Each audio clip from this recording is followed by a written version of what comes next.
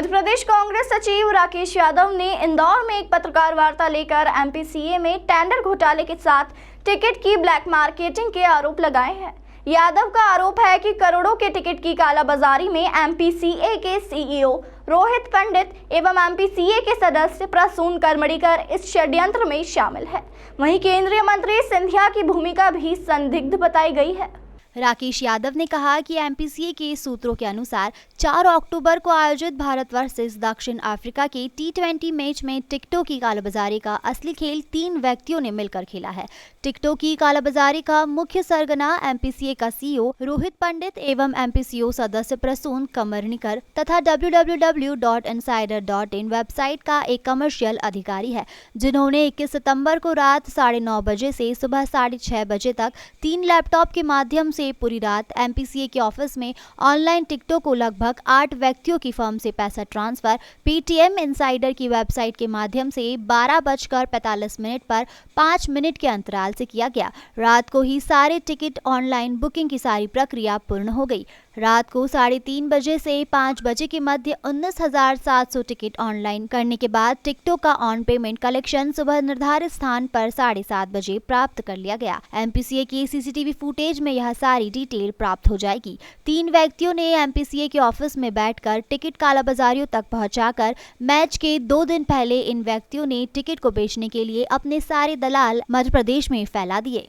देखिए, एमपीसीए को लेकर लगातार जो हम घोटाला का खुलासा कर रहे हैं, उसमें आज सबसे बड़ा खुलासा है। 3 घोटालों का खुलासा आज किया जा रहा है। पहला है टिकट की कालाबाजारी, टिकट की ब्लैक मार्केटिंग। दूसरा है सिक्योरिटी का घोटाला और तीसरा है सीसीटीवी लगाने का घोटाला। सिक्योरिटी और सीसीटीवी घोटाले में कोई टेंडर नहीं किए गए, बिना टेंडर काम दिया गया। पहला घोटाला जो टिकट का घोटाला हुआ है, जिसमें ब्लैक मार्केटिंग ऑनलाइन टिकटों की की गई है, जिसमें एमपीसीए का सीईओ रोहित पंडित और एमपीसीए का सदस्य प्रसून करमड़ीकर, ये दोनों पूर्ण रूप से शामिल हैं। इन लोगों ने 21 सितंबर की रात लगभग 11 बजे से लेकर सुबह 6:30 बजे तक एमपीसीए के ऑफिस में रात भर ये बैठे।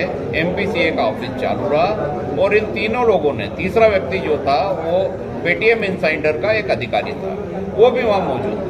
3 लैपटॉप के माध्यम से रात में सारे टिकट का पेमेंट ट्रांजैक्शन किया गया। आईडीबीआई के अकाउंट से ट्रांजैक्शन हुआ है, जहाँ एमपीसीए का अकाउंट भी है। और जो 8 बुकी थे, जो ब्लैक मार्केटिंग के लिए टिकट बल्क में खरीद रहे थे, उनके अकाउंटों से पेटीएम के अकाउंट में ट्रांसफर हुआ और वहाँ से फिर एमपीसीए के अकाउंट में पेमेंट ट्रांजैक्शन हुआ।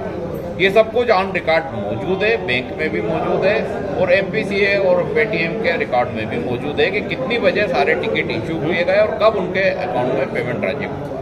वो साफ और स्पष्ट है कि इस भ्रष्टाचार में कहीं ना कहीं सिंधिया का वर्चस्व है, क्योंकि सीईओ जो रोहित पंडित है, उसको यहाँ कायम करने में, स्थापित करने में सिंधिया की ही मंशा रही है। वरना 1.5 लाख रुपए की तनख्वाह देकर एक भ्रष्ट सीईओ को यहाँ रखना और टिकट की ब्लैक मार्केटिंग करना, इंदौर की जनता को लूटना क्या दर्शाता है।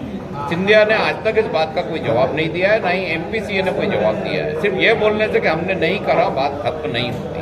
अगर आपने नहीं करा है तो आपके बैंक के ट्रांजैक्शन जारी कीजिए, किन कंपनियों से पैसा आया उनके नाम जारी कीजिए। और अगर आप बोलते हैं कि ईमानदारी से टिकट बेचें, तो जो 19,000 टिकट है, उनके जिन लोगों को बेचे हैं उनके अकाउंट की डिटेल 19,000 लोगों के, अगर एक आदमी को 4 टिकट भी दिए तो लगभग 10,000 अकाउंट की डिटेल जहाँ से पैसा आया वो जारी कीजिए। ये वो नहीं कर सकते हैं, क्योंकि ये भ्रष्टाचार यहाँ इंदौर नहीं, पूरे देश में इसी तरीके से होता है। इसलिए इसका खुलासा करना बहुत जरूरी था।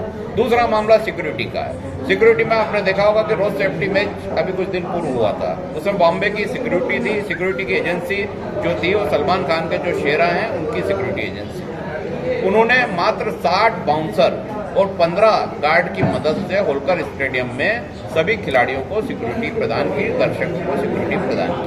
उसी स्टेडियम में रोहित पंडित ने 4 तारीख को 800 गार्ड लगाए। मेरा आर्थिक अपराध में लोकायुक्त में शिकायत दर्ज ऑलरेडी करा दी है।